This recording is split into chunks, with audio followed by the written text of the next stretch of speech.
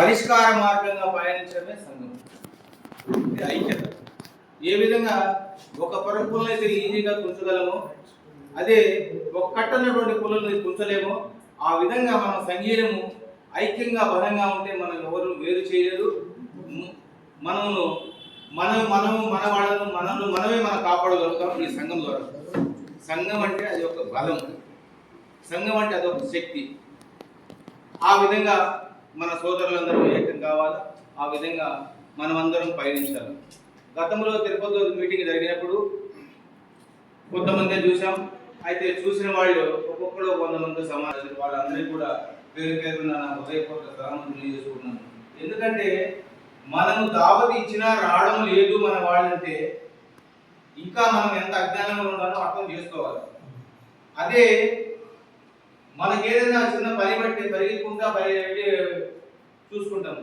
అది ఒక కులానికి జబ్బు వచ్చి, కులానికి రోగం వచ్చి బాగా చేసుకుని బాధ్యత ఏమిటది మన పరిస్థితి మనదే. మన కులానికి జబ్బు వచ్చి ఉండదు, ఇప్పుడు జబ్బులో పడి ఉన్నాము. ఈ జబ్బు నుండి బయటికి పోవాలంటే మనం అందరం ఐక్యంగా కలిసి ఉండాలి. ఇప్పుడే మనం అనుకున్నాం,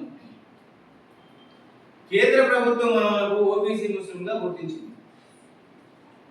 కేంద్ర ప్రభుత్వం ఏ విధంగా గుర్తించినామో ఓబీసీ ముస్లింగా గుర్తించింది. అంటే కేంద్రంలో మనం ముస్లిం అయినప్పుడు రాష్ట్రంలో మనం ముస్లింలు అవునా కాదని ప్రతి ఒక్క హృదయానికి మనం ప్రోత్సహించుకునే అవసరం ఉన్నది. రాష్ట్రంలో ముస్లిం అంటే మనకు తెలియని విషయాలు చాలా ఉన్నాయి. సచార కమిటీ, రంగనాథ మిశ్రా కమిటీల ఆధారంగా ఈ ఇస్లాం మతంలో 133 ఉపకులాలు ఉన్నాయని ఎంతమంది తెలుసు? ఈ సభావేదికగా అడుగుతాను, ఎంతమంది తెలుసు 133 ఉపకులాలు ఉన్నాయి?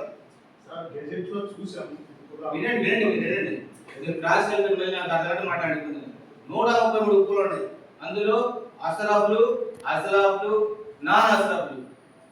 అసరాఫ్లు అంటే ఫార్వర్డ్ 51%, మిగతా 80% నాన్ అసరాఫ్లు. అస్లాఫ్లు అతి తక్కువ సమాజానికి సంబంధించిన ముస్లింల వల్ల దూదాలు వాడడం ఒకటి.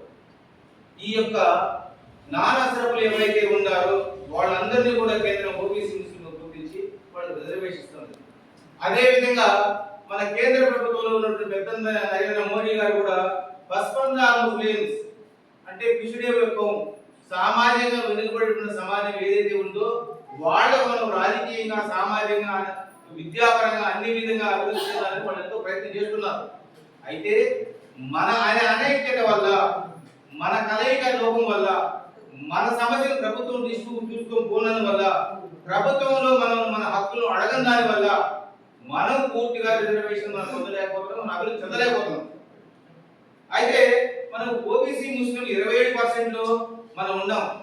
25% లో మనం కూడా విద్యా, ఉద్యోగ రిజర్వేషన్, బిలో పావర్టీ లైన్, ఆర్థిక సామాజికంగా వెనుకబడిన వర్గాలు ఏవైతే ఉన్నాయో వాటిని గుర్తించే దానికోసమని సుబ్రహ్మణ్యం గారి కమిషన్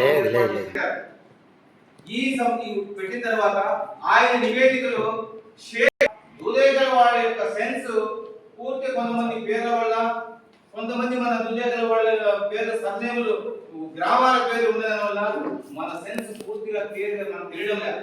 అయితే ప్రభుత్వం పరంగా మనకు తెలిసిన సెన్స్ అంటే 5 లక్షలు. మనం ఆంధ్రప్రదేశ్ లో దాదాపు 20 లక్షల మంది మనం ఉన్నాం. అంటే వీళ్ళందరూ ఎట్లుండారు, వీళ్ళ స్థితిగతి ఏంటి? మనము ఇస్లాంలో అంతర్భాగం అయ్యి ఉండి కూడా మనం ఇస్లాం సంబంధించినటువంటి బెనిఫిట్స్ మనం పొందలేకపోతున్నాం. అంటే మనము ఇస్లాంలో అంతర్భాగం ఉన్నాము, మా పిల్లకాయల టీసీలో హిందూ దూదేకుల, ఇస్లాం దూదేకుల, ముస్లిం దూదేకుల ఇలా రకరకాలుగా రాయబడుతున్నారు.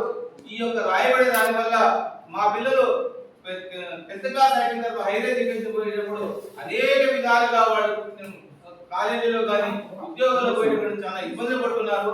వాళ్ళు అలా ఇబ్బంది పడకుండా శాశ్వతమైనటువంటి జీవో ఒకటి కావాలని చెప్పేసి మన యొక్క ఈ రాయలసీమ సంఘం తరపున మనం పోరాటం చేస్తున్నాం. ఈ పోరాటంలో ఈ యొక్క రాయలసీమ ఎంత స్పీడ్గా ఈ సంఘాన్ని మనం రిజిస్ట్రేషన్ చేసి ఈ యొక్క నంబర్ మీద మన ప్రభుత్వం తీసుకుపోయి మనం సాధించుకోవాల్సిన ఎంతైనా ఉంది. మొట్టమొదటి చేసుకోవాల్సిన పని ఏంటంటే ఫస్ట్ ఎడ్యుకేషన్ ఫౌండేషన్ బాగుంటే బిల్డింగ్ బాగుంటుంది. ఇప్పుడు మనం ప్రతి సమస్యను మనం గ్రామ స్థాయి పిల్లల పుట్టిన నుంచి మనం ఎడ్యుకేషన్ ఇబ్బంది పడతా ఉంటే